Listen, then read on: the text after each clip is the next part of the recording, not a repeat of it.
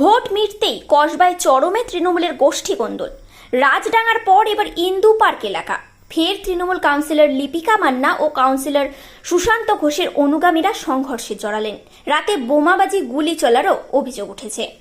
আমাদের ঘরে ঢুকে এসে কতগুলো ছেলে এসে মেরে গেছে। লিপিকা মান্না ছেলেরা পাঠিয়েছে।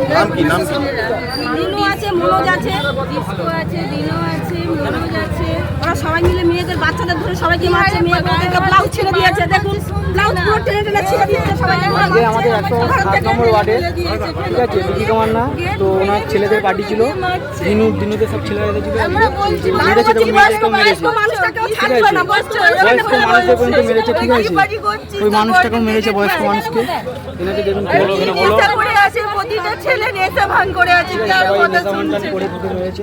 বাচ্চাটাকেও ধরে মারছে। লিপিকা মান্না সব লোক এসেছিল, ওরা নাম নিয়েছে পর্যন্ত। ঠিক আছে, ঠিক আছে। দুদিনের মহিলাকে আরো নিয়ে যাও না।